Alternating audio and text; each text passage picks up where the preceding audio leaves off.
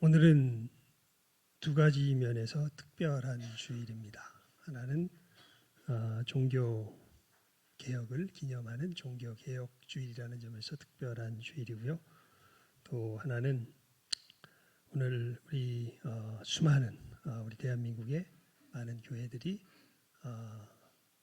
2시부터 5시까지, 정확히는 2시 반부터 4시 반으로 제가 알고 있습니다. 이 광화문과 시청과 서울역 일대에 함께 모여서 기도하며 또 예배하는 날로 모이는 날이기 때문에 특별한 주일입니다. 종교개혁 주일이라고 할 때에 여러분 우리가 우리의 믿음을 분명하게 구별지었죠. 우리 캐톨릭에서 신앙생활을 하시는 분들이 그리스도인일까요? 우리가 그리스도인으로 인정해야 할까요? 그렇지 않아야 할까요?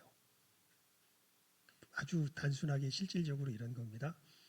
나는 천주교 다녀요. 괜찮아요. 라고 이야기할 때 그 사람에게 복음을 전해야 될까요? 말아야 할까요?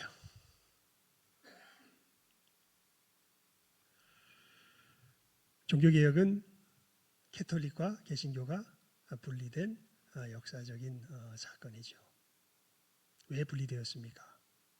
캐톨릭에서 믿는 믿음이 잘못된 믿음이라고 우리가 알았기에 우리 종교개혁의 선구자들이 거기서 그렇게 믿는 것은 참된 구원 얻는 진정한 믿음이 아닙니다. 하나님은 그렇게 믿어서는 안 됩니다.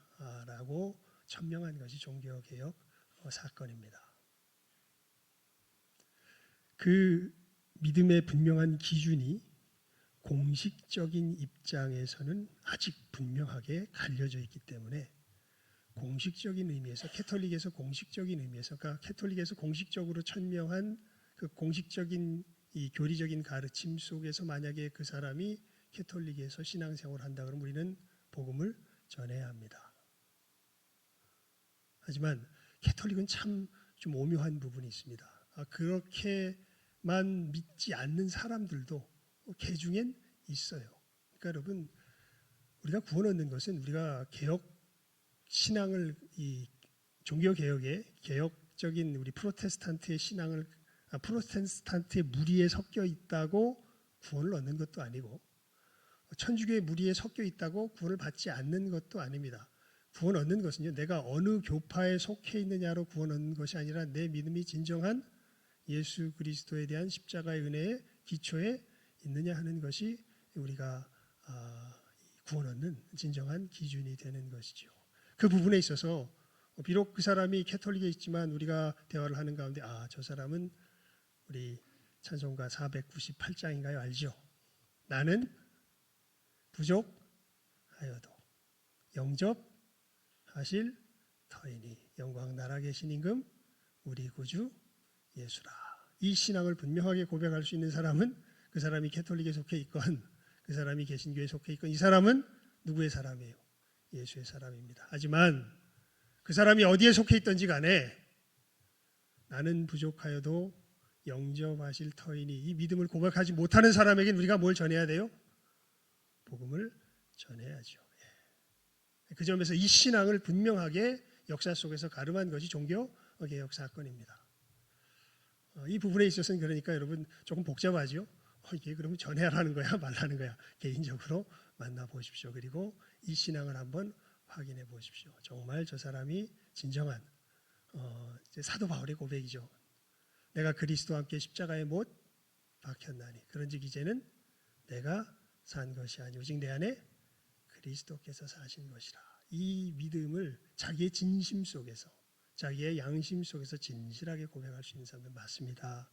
제가요 죄인인데요 주님께서 제 죄값을 다 치르셨습니다. 그 놀라운 은혜 가운데 제가 구원을 얻은 것이지요. 저는 부족합니다. 하지만 하나님께서 나를 어디로 인도하실 것입니다?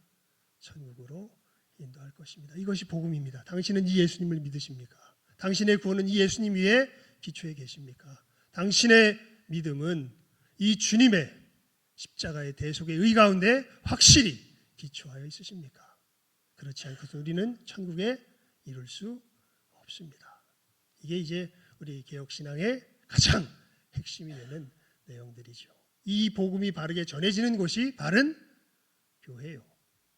이 복음에 기초해서 성찬을 바르게 세례와 성례를 주는 것이 바른 교회예요. 이 복음의 진리에 따라 우리가 은혜로서 우리 오늘 뭐라고 인사했습니까? 기억 못하죠. 은혜의 자리를 소중히 지킵시다. 이 은혜로서 내가 거룩해져 가는 이 역사가 일어나도록 서로를 돌보는 곳이 바로 바른 교회입니다.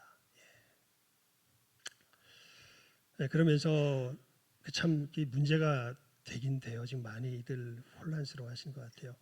아까 우리 장로님도 기도하셨는데, 여러분 우리가 이 안식 이제 우리 또 마침 또 우리가 예배에 대해서 우리 계속 말씀을 나누며 이 안식일을 이제 안식일 계명을 어떻게 지키는가 하는 것이 우리들에게 아주 실질적인 문제가 되지 않습니까? 참고로 안식일 계명은 참 다양한 우리 개신교도들, 이 예수 그리스도의 대속의 은혜를 믿는 사람들 중에서 다양한 모습으로 지켜가는 것을 볼 수 있습니다. 그래서 어떤 형태를 가졌다 안 가졌다 우리가 함부로 정죄하면 안 돼요. 하지만 우리는 우리의 양심, 믿음의 양심을 따라서 우리의 길은 또 분명하게 갈 필요가 있습니다.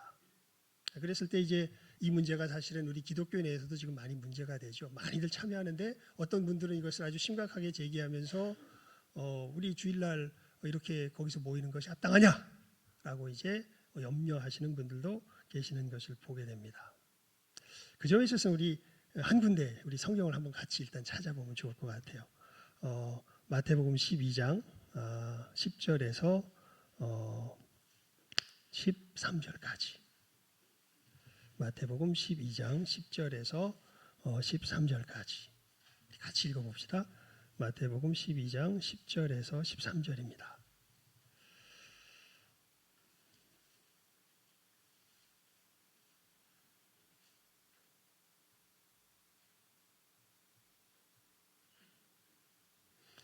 우리 교독해 볼까요? 10절 제가, 11절 여러분이, 12절 제가, 13절로 다 함께 읽어봅니다.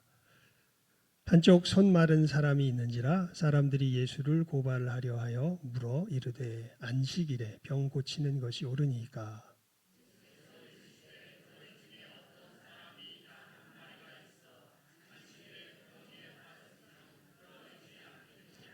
사람이 양보다 얼마나 더 귀하냐. 그러므로 안식일에 선을 행하는 것이 옳으니라 하시고, 이에 그 사람에게 이르시되 손을 내밀라 하시니 그가 내밀매 다른 손과 같이 회복되어 성하더라. 아멘.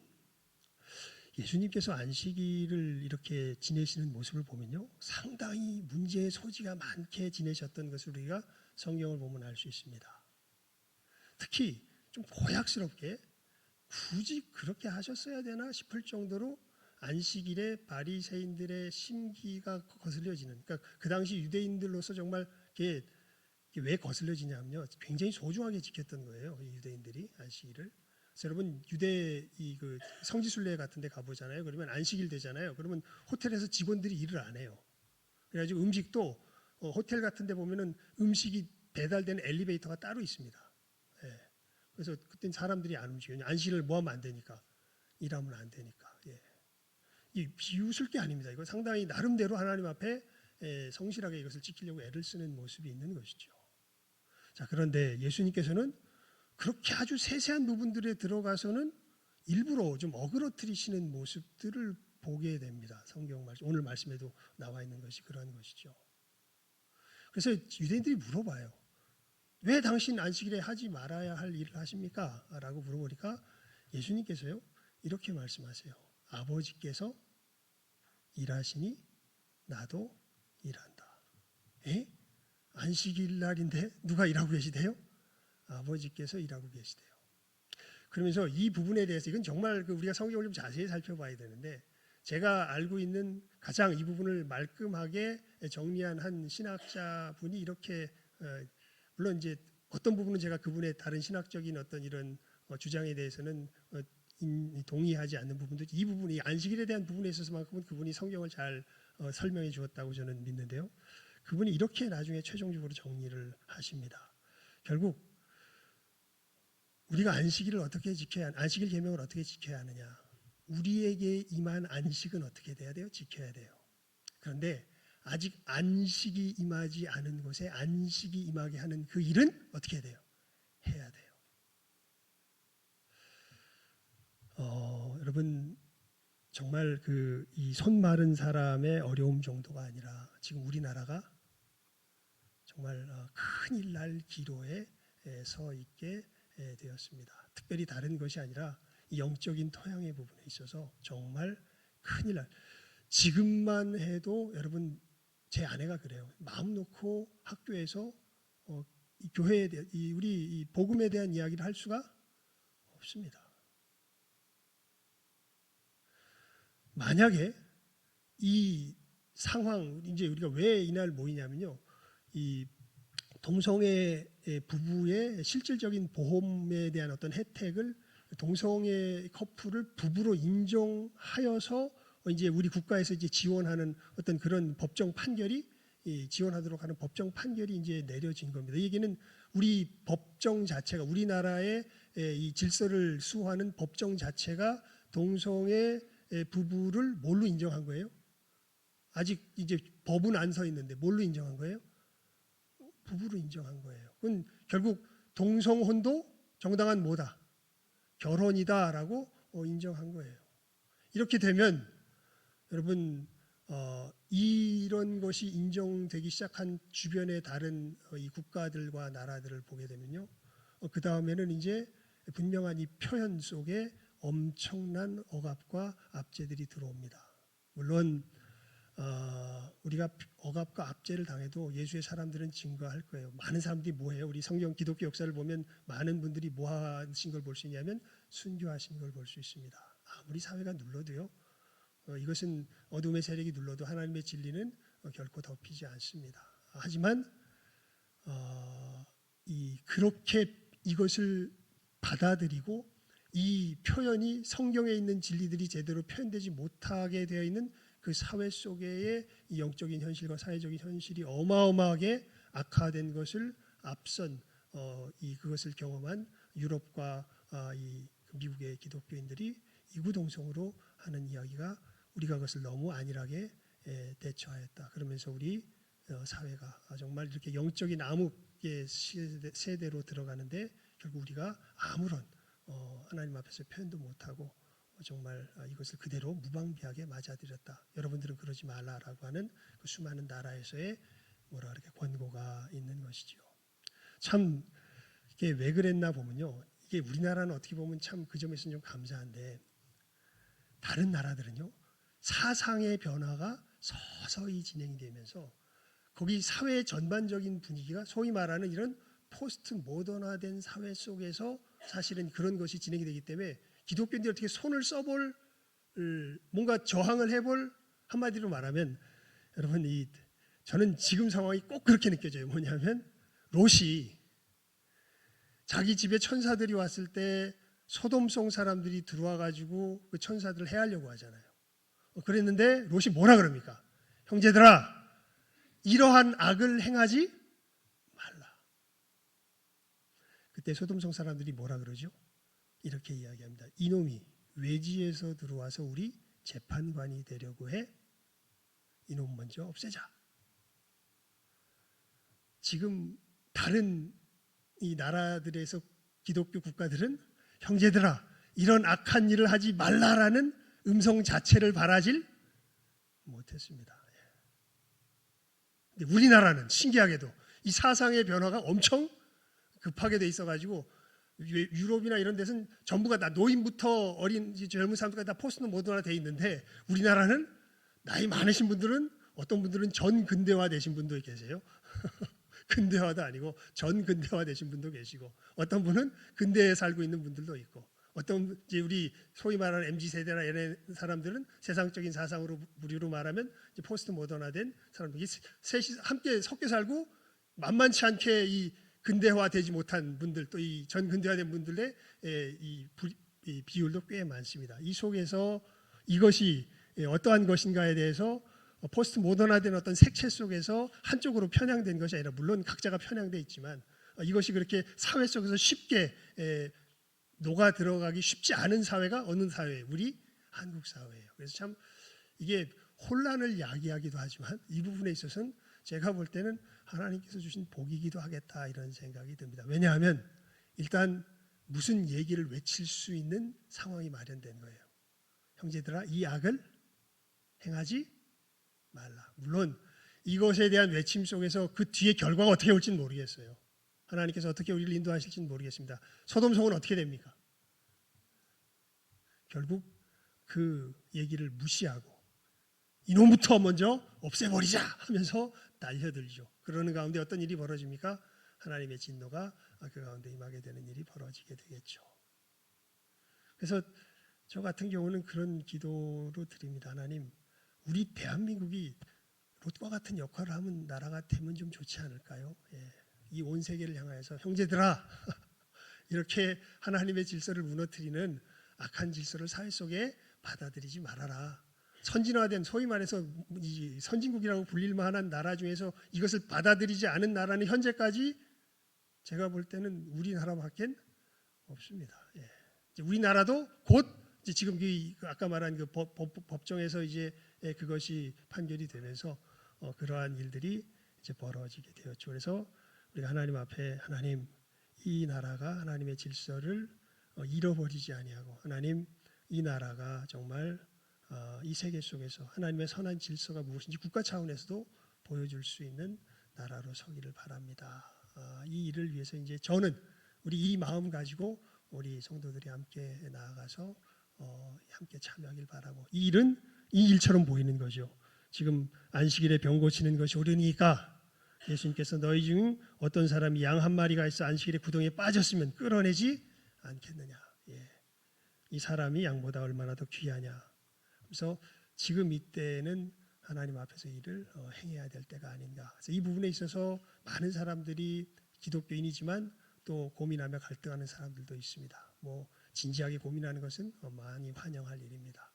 여러분, 하지만 분명히 우리가 한번 목소리를 발하지 않으면 목소리도 발하지 못하고 그러한 나라 가운데로 떨어진 수많은 나라들을 바라보면서 우리가 하나님 앞에 하나님 이 나라를 건져 주십시오. 이 나라가 정말 하나님의 선한 질서 가운데 서서 나아가는 복된 나라로서 잘 지속될 수 있도록 저희 나라를 좀 붙들어 주십시오.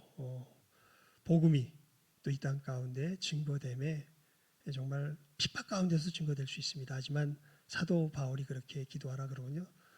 위에 있는 권세와 나의 다스리는 자들을 위해서 뭐해라? 기도해라. 너희가 평안히 그래야 복음을 전할 수 있다라고 이야기를 하거든요.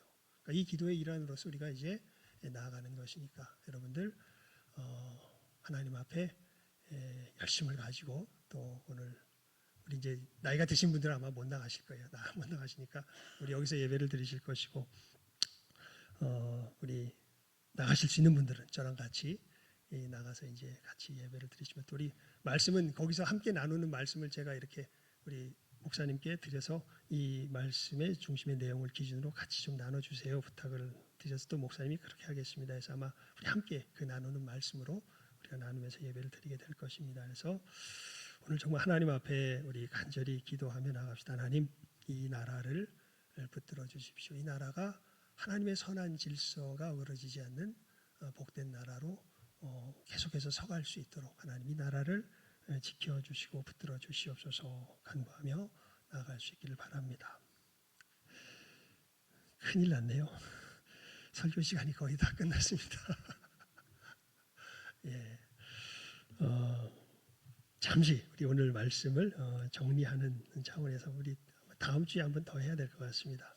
자, 큰 이제 개요만 우리 살피도록 하죠. 오늘 본문 말씀 사도행전 2장 41절부터 47절까지 읽었는데요. 오늘 말씀 중에서 암송 말씀은 42절입니다. 우리 42절 말씀 함께 다 같이 합독해 볼까요? 시작 한번 읽습니다. 42절 말씀입니다. 시작. 그들이 사도의 가르침을 받아 서로 교제하고 떡을 떼며 오로지 기도하기를 힘쓰니라. 여러분 예수를 믿었어요. 이제 우리가 이제 하나님을 예배하는 자가 되었습니다. 그래서 우리 계명을 살펴보면서 1계명부터 결국 4계명까지가 무슨 내용이냐면 다른 내용이 아니라 하나님을 뭐 하는 내용이에요? 예배하는 내용이잖아요.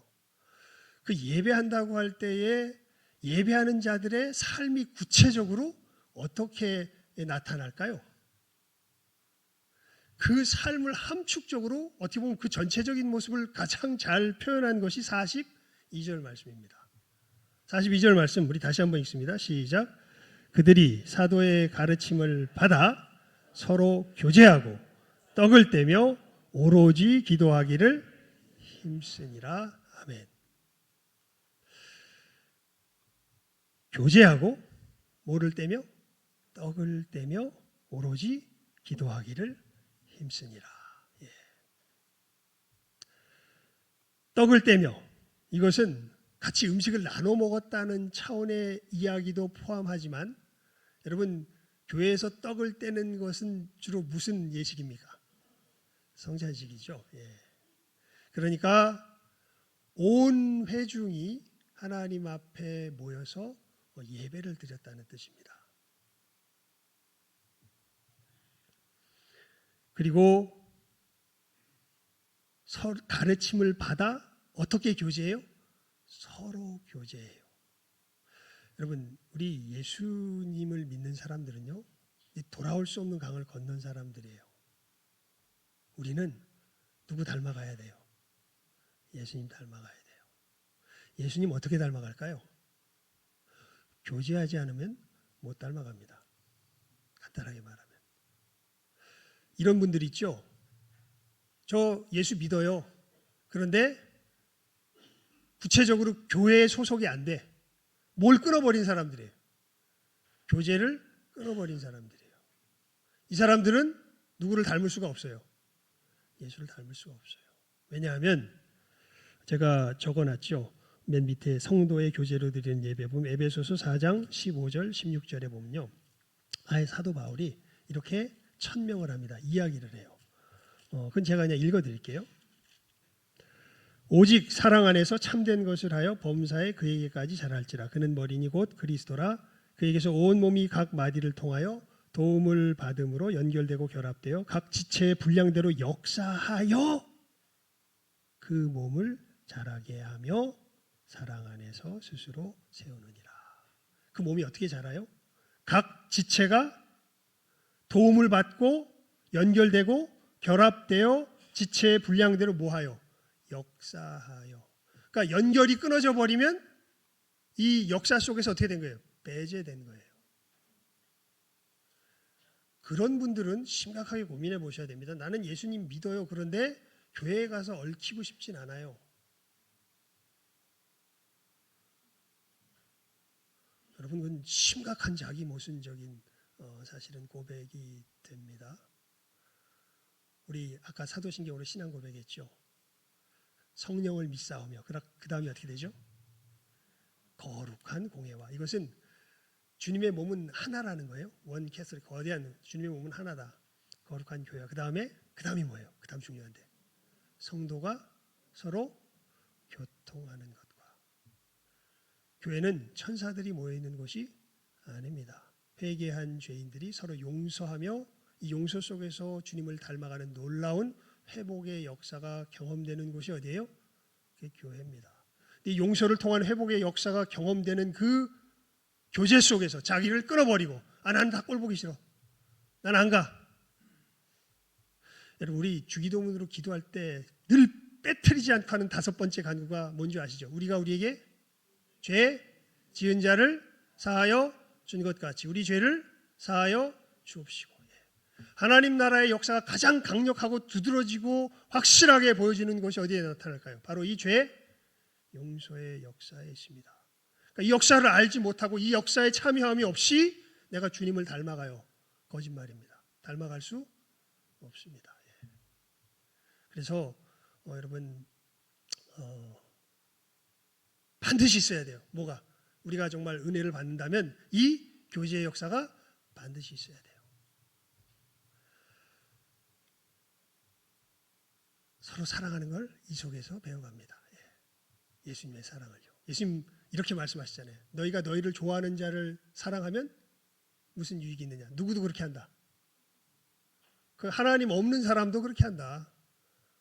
근데 하나님은 모든 자에게 악인과 선인에게도 비를 주신다. 모든 은택을 베푸신다. 누구를 사랑해라? 원수를 사랑해라. 원수를. 예. 그러면 너희가 뭐가 될 거다? 하나님의 자녀가 될 거다. 아들이 될 거다. 예. 원수를 죽여야 돼요? 예. 원수를 죽이는 것은 세상 원리입니다. 마귀의 원리입니다. 원수를 어떻게 해요? 사랑해요. 사실 진짜 죽이고 살리는 권세는 누구에게만 있어요? 하나님께만 있어요. 그 하나님이 예수님을 보내주셔서 우리들은 원수를 사랑하라고, 나는 너희들 사랑한다고. 그 최종 하나님의 절대적인 심판 속에서 그 사랑의 손 내밈조차 거절하는 사람을 하나님께서 공의로 심판하실 거예요. 하지만 우리 교회의 교회됨은 무엇 속에서 나타나니? 원수 사랑 속에서 나타납니다. 그래서 이 교제가 반드시 있어야 돼요. 온 회중으로 모이는 하나님의 은혜를 받는 이것에 대해서 구체적인 것은 우리 다음 시간에 합시다. 이 세 가지 중요한 것을 이 말씀에 비춰서 우리가 잘 마음속에 담아두는 것이 중요하니까요. 그리고 마지막, 뭐에 오로지 힘썼다? 기도에 오로지 힘썼다. 개인적인 경건의 시간이 꼭 있습니다. 이 하나님의 사람들에게는요. 예수님도 습관을 쫓아 뭐 하셨어요? 기도하셨어요. 이삭이 어디서 자기 아내 리브가를 처음 만나게 되냐면 들에 나가서 뭐 하다가? 묵상하다가 만나게 돼요. 여러분, 내가 예수님을 믿는다 그러면서 하루에 기도하는 시간이 없어. 성경도 안 읽어. 그냥 기계적으로 읽으라는 뜻이 아니라 누구를 개인적으로 만난다는 거예요. 하나님을 개인적으로 만난다는 거예요. 그 시간들에. 근데 그 시간이 없어. 그냥 뭐 예배 그냥 그것도 겨우 억지로 나와줘. 예배 시간에. 온 회중으로 모이는 예배 시간에 나와줘. 나와주고 그리고 교제도 되게 싫어해. 나 귀찮아. 그 사람들은 안 엮길래. 그리고 더더욱이 뭣도 없어요. 개인적으로 기도도 안 하고 뭣도 안 읽어. 성경도 안 읽어. 이 사람을 그리스도인이라 할 수 있을까요? 여러분, 우리 다시 한번 읽어볼까요? 그냥 아예 암송하라고 제가 그래서 여기다 적어놨죠. 의식의 예배하면서 우리 사도행전 2장 42절 그냥 성경 찾기 힘들면 지금 에베소서 제가 펴놨구나. 에베소서는 여러분들은 가지고 있겠네요. 사도행전 2장 42절 우리 같이 한번 읽어봅니다. 시작. 그들이 사도의 가르침을 받아 서로 교제하고 떡을 떼며 오로지 기도하기를 힘쓰니라. 아멘. 그렇구나. 그래서 제가 이렇게 세 가지로 좀 이렇게 정리를 해놨죠. 우리 의식의 예배에는 이 세 가지 중요한 본질적인 형식이 있다. 하나는 온 회중이 드리는, 지금 이 시간 드리는 이 회중으로 전체가 하나님 앞에 나아가는 예배. 그리고 예수님과 이삭이 보여줬던 것처럼 우리 각 개인이 누구 앞에 나아가는, 하나님 앞에 나아가는 예배. 그리고 정말 제가 볼 때 요즘 세대에 들어와서 더더욱 강조해야 될 부분이 바로 이건데, 이것 때문에 이제 우리 내년에 우리 교회도 좀 변화를 확실히 줘야 될 것 같은데요. 성도의 뭐로? 교제 가운데 드리는 예배가 반드시 있어야 한다라는 것. 이것을 요한 사도행전 4장 2장 42절이 사도의 가르침을 받아. 이것은 이제 일단은 이렇게 쫙 옆에다 놓고 서로 뭐하며? 교제하며 뭐하며? 떡을 떼며 오로지 기도하기를 힘쓰니라. 이 말씀 속에 함축적으로 성경 말씀이 담아놓고 있다는 것. 이 시간 여러분들이 잘 기억하시고, 그래, 우리 뭐라고 인사했습니까 오늘? 이 은혜의 자리 세 개가 여기 다 나왔잖아. 서로 교제하고 떡을 떼며 오로지 기도하는 이 은혜의 세 자리를 어떻게 지키자? 소중히 지키자. 이 속에서 우리가 이 의식의 예배 속에서 우리가 힘을 얻을 때의 삶으로서의 예배. 우리 지난 시간에 배웠죠. 예배는 삶에서 드린다고. 예배는 삶 속에서 정말 하나님이 내게 생명을 주시는 분이시라는 것을 정말 표현하지 않을 수 없는 그 표현 속에서 우리의 예배가 드려진다고. 하나님이 우리 하나님이시라는 것, 아까 말한 대표적으로 나타나는 죄 용서의 사건과 우리 삶의 여러 가지 부딪히는 부분, 뭐 대표적인 것 중에 하나가 감사겠죠. 감사. 여러분 예수의 사람으로 변화된 사람들 입에서 뭐가 그치면 그건 가짜냐 하면 감사가 그치면 그건 가짜입니다. 예. 범사에 감사하라. 항상 기뻐하라. 잠시 근심하게 되지 않을 수는 없으나 오히려 크게 기뻐하였다. 예. 어떻게 우리가 이 척박하고 정말 혼란스럽고 순간순간 두렵고 떨리는 이 삶 속에서 어떻게 항상 감사하며 어떻게 용서하며 어떻게 기뻐하며 우리가 살아갈 수 있겠습니까? 우리 뭐라고 인사했어요? 은혜의 자리를 소중히 지킵시다. 우리가 정말 이 회중으로 하나님 앞에 나가는 이 예배의 시간, 이것은 이제 우리 다음 시간에 조금 더 구체적으로 다루도록 합시다. 또 성도들의 교제 가운데서 우리가 또 이렇게 나누는 이 귀한 예배, 주님을 닮아가는 그 구체적인 현장이죠.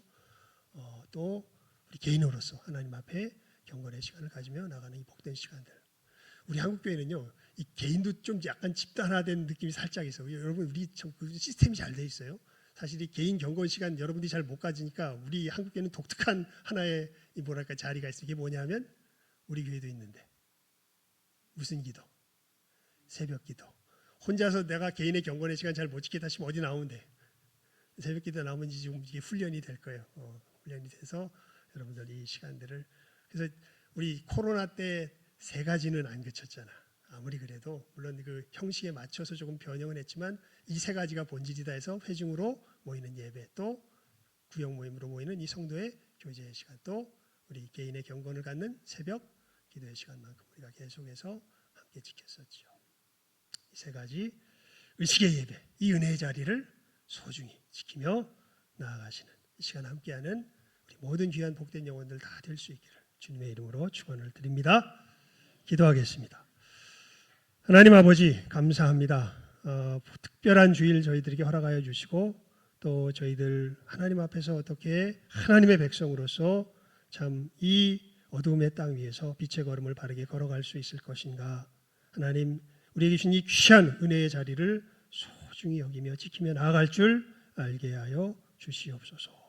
아버지, 아무리 여러 유혹과 어려움이 온다 할지라도 하나님 참으로 이 함께 모이는 이 회중의 예배의 복된 시간을 소중히 여길 줄 알게 하여 주시고, 하나님 여러 가지 어려움과 고통이 있다 할지라도 오히려 그것이 주님 닮아가는 귀한 은혜의 장소임을 알며 축복의 장소임을 알며 우리들의 교제를 소중히 여길 줄 알게 하여 주시고 참여할 줄 알게 하여 주시며, 하나님 바쁘다고 또 여러 가지 세상 쾌락과 또 압박에 못 이겨서 하나님 앞에 개인적으로 서는 시간을 잃지 아니하며 오히려 그 시간을 통하여서 힘을 얻고 이 세상을 맞서 나갈 줄 아는 이렇게 은혜의 자리를 소중히 여기며 하나님의 백성답게 이 어둠의 땅을 빛으로 헤쳐나갈 줄 아는 이 시간 함께하는 우리 모든 귀한 영혼들 다 되게 하여 주시기를 간절히 바라옵고 소원하옵고 축복하오며 모든 것 예수님의 이름으로 기도드리옵나이다.